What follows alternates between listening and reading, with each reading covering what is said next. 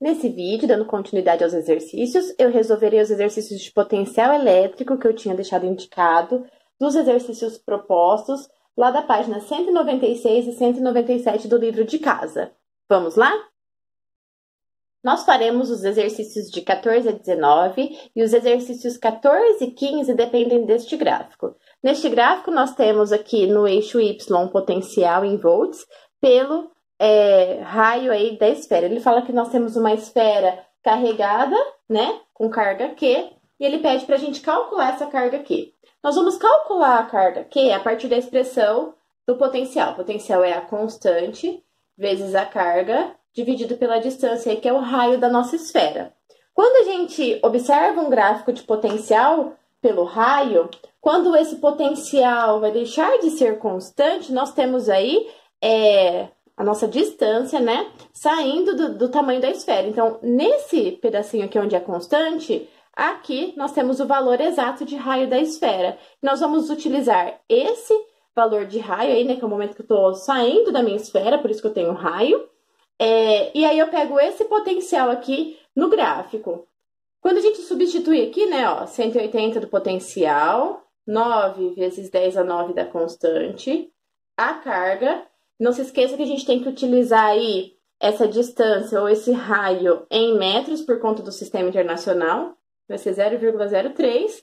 Substituindo aí na nossa expressão, essa carga aí, né, vai dar 0,6 vezes 10 a menos 9. Passei esse 0,3 multiplicando e o 9 vezes 10 a 9 dividindo. Quando essa potência aqui sobe, ela sobe negativa.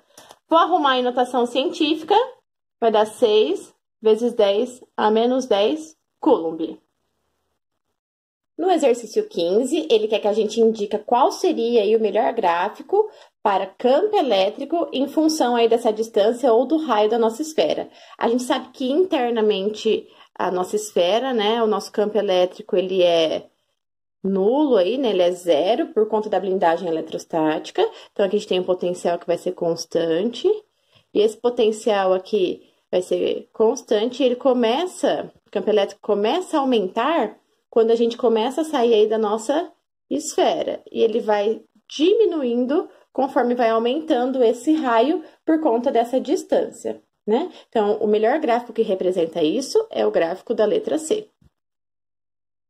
No exercício 16, ele vai dar situações em relação ao campo elétrico num material esférico, né? Ou num material condutor aí que é esférico. E se a gente analisar no interior desse condutor esférico, o campo elétrico é nulo por conta da blindagem eletrostática. Como ele quer a alternativa errada, a alternativa errada vai ser a alternativa B, porque fala que o campo elétrico é não nulo no interior dessa esfera, e isso está errado. Pelo efeito de blindagem eletrostática, ele é nulo. No exercício 17, ele dá duas esferas condutoras, uma de raio R e a outra de raio 2R. E ele fala que depois do contato entre essas esferas, onde a R estava neutra e a 2R carregada com uma carga Q, ele vai fazer algumas afirmações aí e pedir para a gente julgar correto ou incorreto em relação a elas. Quando a gente tem contato entre duas esferas, essa carga é distribuída proporcionalmente ao raio das esferas.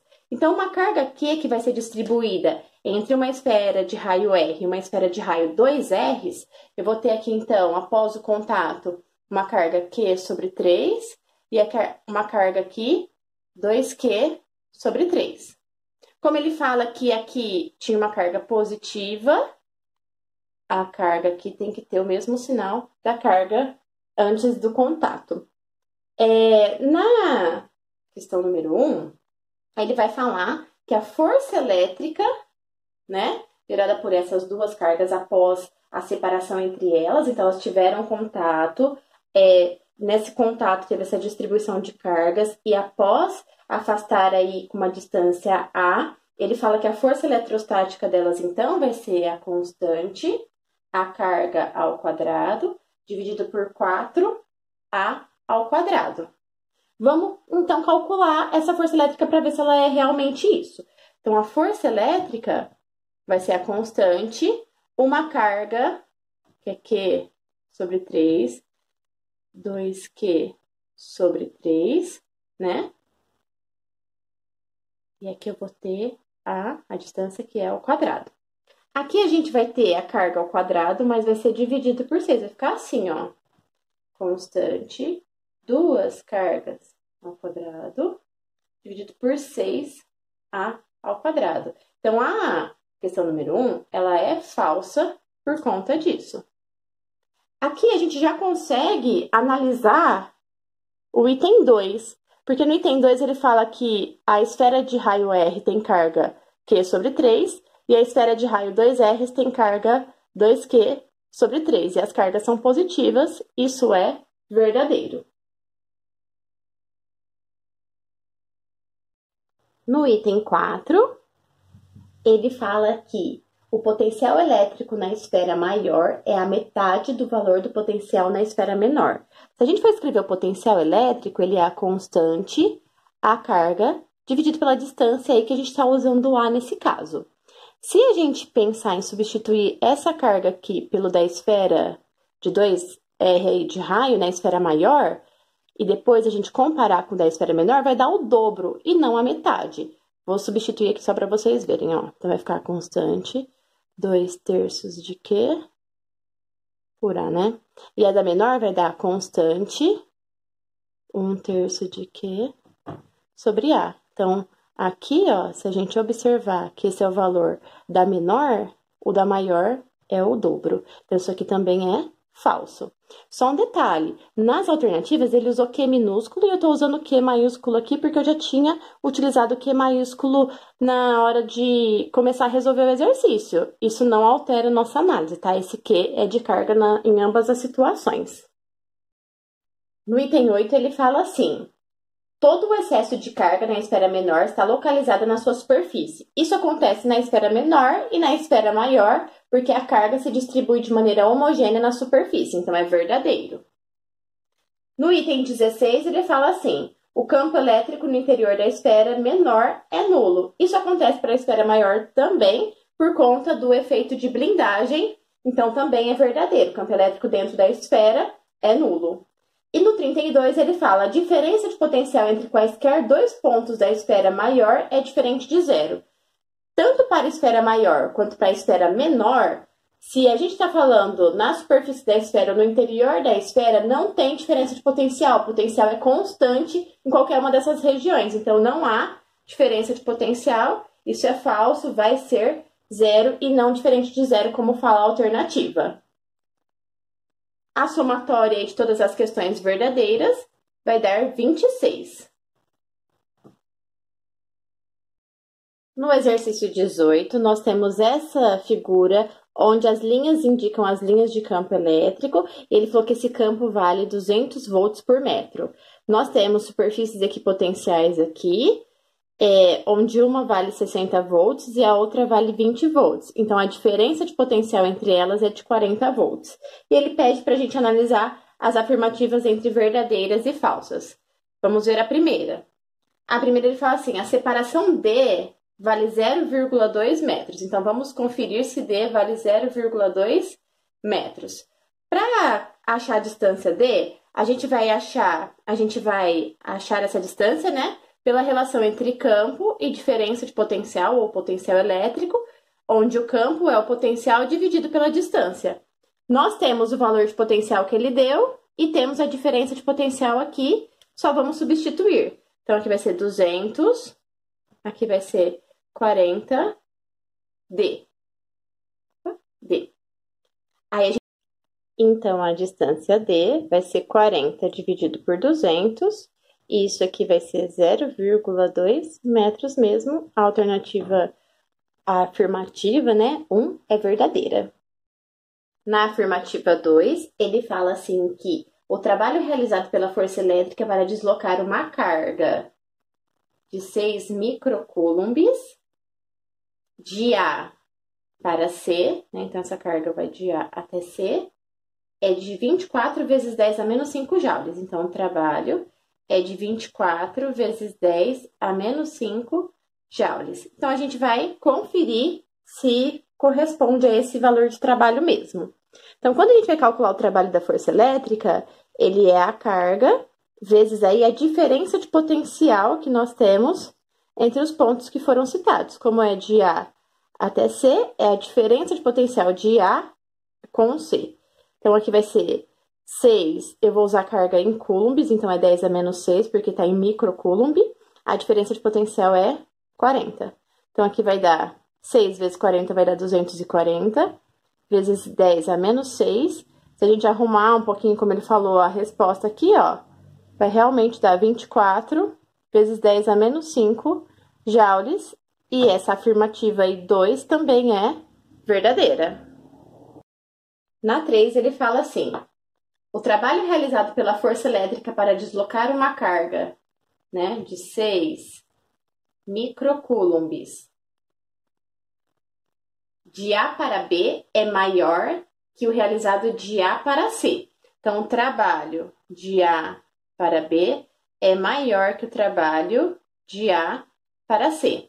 Como C e B estão na mesma superfície equipotencial, o trabalho para deslocar a carga A tanto para A quanto para B é o mesmo, porque aqui tem o mesmo valor de potencial na superfície toda. Nós já calculamos esse trabalho lá no item B, que era 24 vezes 10 a menos 5 joules.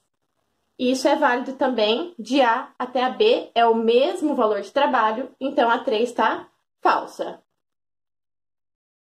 Na 4, ele fala assim: o trabalho realizado pela força elétrica para deslocar qualquer carga elétrica de D para A é nulo. Como A e D estão na mesma superfície, né? É uma superfície equipotencial, possui o mesmo potencial, não tem diferença de potencial. Como o trabalho é uma carga vezes a diferença de potencial, se a nossa diferença de potencial é 0, o trabalho também vai ser 0. Então, a 4 é verdadeira. E o item 5 fala assim: a energia potencial elétrica de uma carga localizada no ponto C é maior do que a localizada no ponto B. Como o ponto C e o ponto B estão na mesma superfície, possuem o mesmo potencial, a energia potencial elétrica é a mesma. Então, a 5 é falsa. Com isso, as nossas afirmativas aí verdadeiras são 1, 2 e 4. E a alternativa aí correta vai ser a alternativa B de bola. E o exercício 19 fala assim: uma partícula eletrizada positivamente com carga, vamos colocar lá, carga 2 vezes 10 a menos 10 coulomb, é lançada em um campo elétrico uniforme de intensidade 4 vezes 10 a terceira newton por coulomb.